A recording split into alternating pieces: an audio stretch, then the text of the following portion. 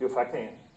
Okay, so I go back and I look at the notes that we have, because when they have an IEP, we have all those notes.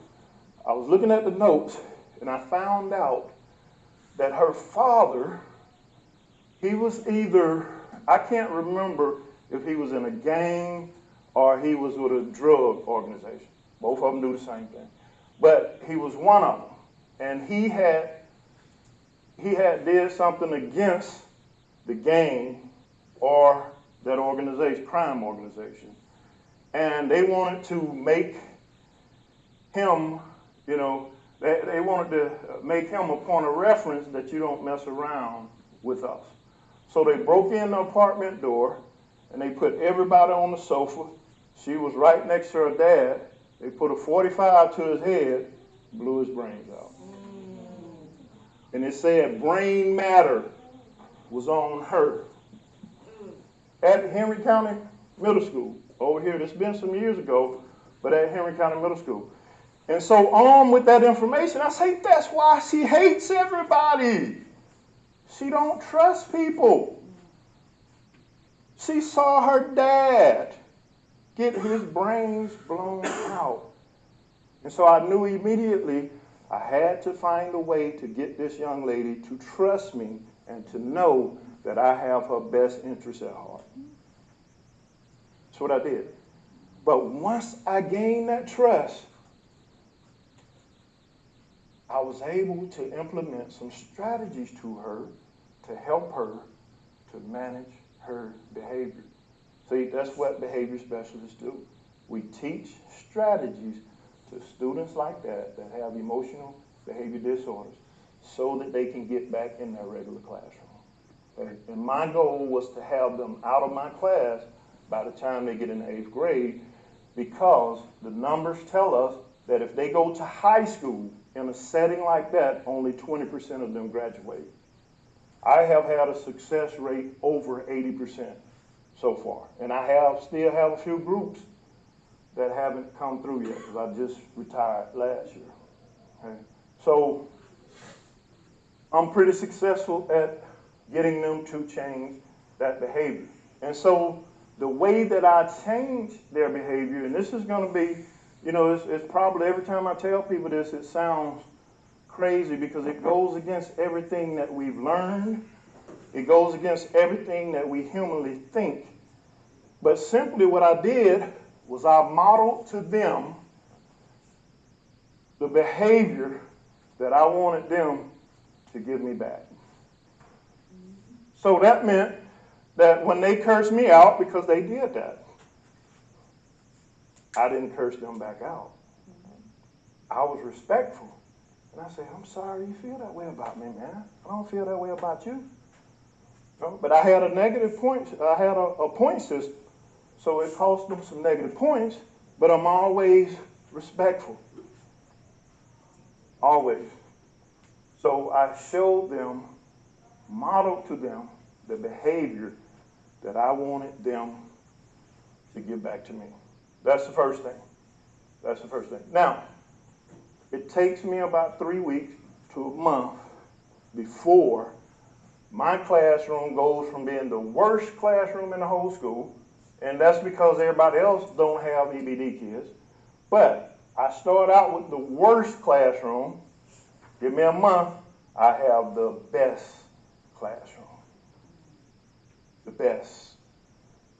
Okay? And it's simply because I do something simple that when we think about it, the way that we've been coming up in our culture, or the way that we see people, we think that if somebody cursed me out, I got to curse them back out.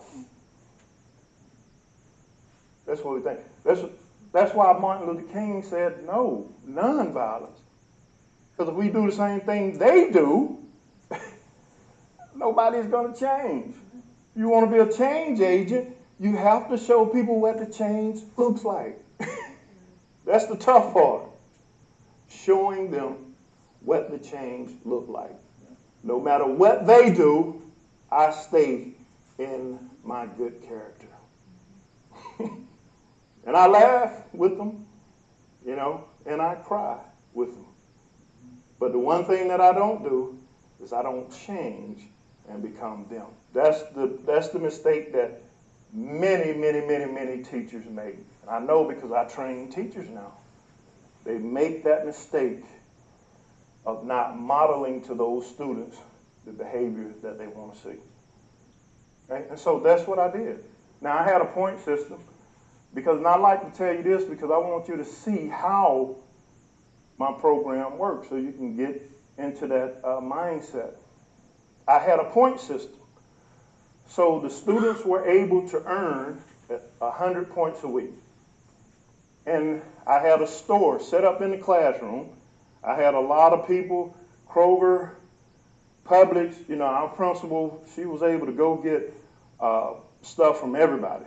And so I put in that store the things that those students told me on the very first day that they were willing to work for. They had their things in there, locked up, of course, but they had their things in there.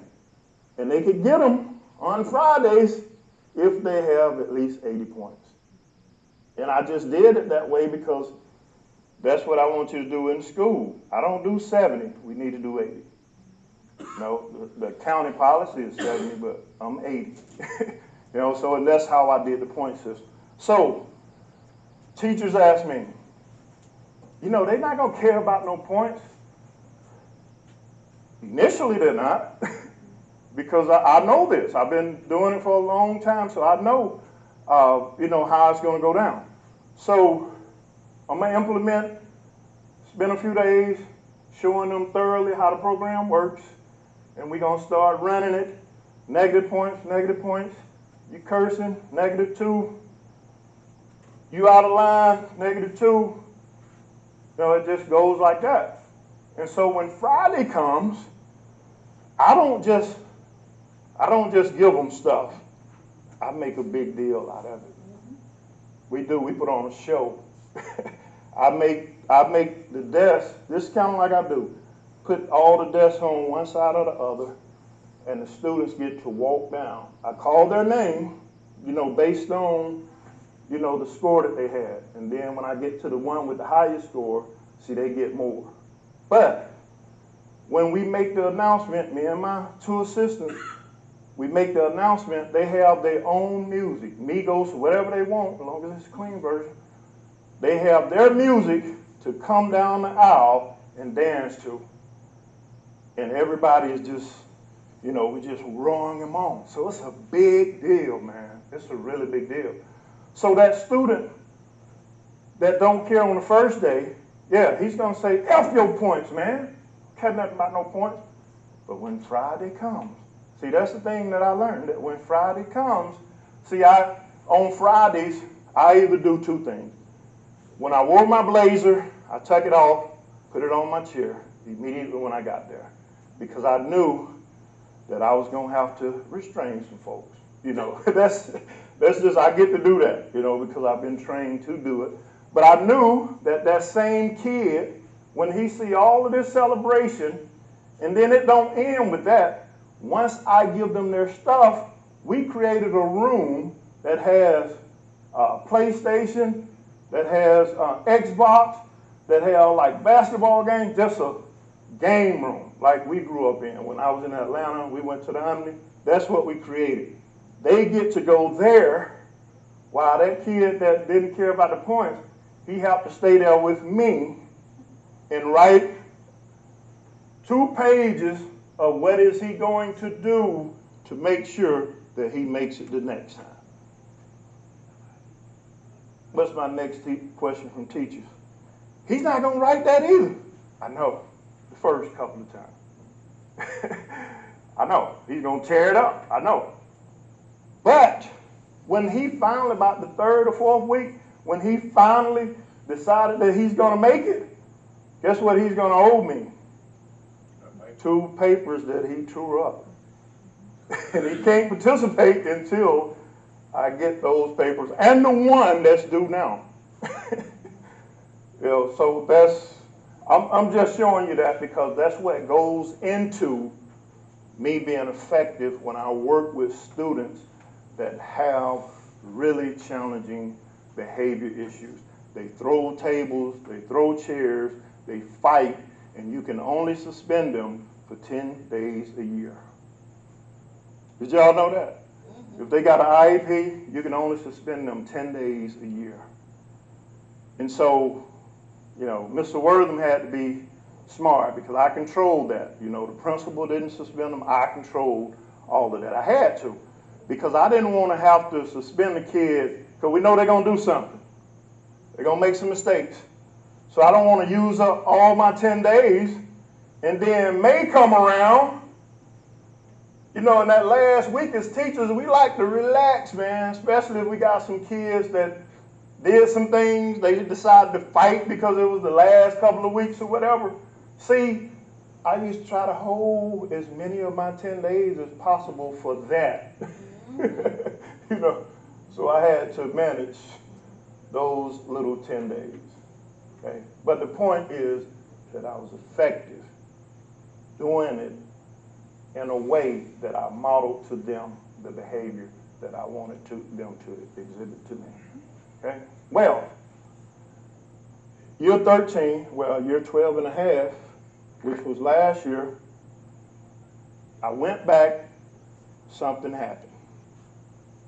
At first, I would lose it with kids. I lost the control that I used to have. I found myself, one kid, I had my hands around his neck. You know, I didn't squeeze his neck though, but I was sure making a message and he got the message, you know. So, and I was still afraid because, you know, the kid can go home and tell his mother, you know, so I was afraid. Another kid came in and, you know, he was from Denver, I think, somewhere up in Denver, and he was a white kid, but he liked to use the N-word. And yeah, I missed the day. He came in that day, and I came back the next day, and my students were like in an uproar. Well, you're going to have to do something with him. He's not going to make it. I say, hold on, cool down. Wait, I'm just getting back. Yeah, he used the N-word. And I said, no, we're going to work with him like we do everybody else. And he messed around and called me the N-word. And I lost it with him as well. I did. That's just, I mean, it's just being honest. It was just a reaction. But I knew something was wrong because I went 12 and a half years being able to control that, you know. And so I ended up going to see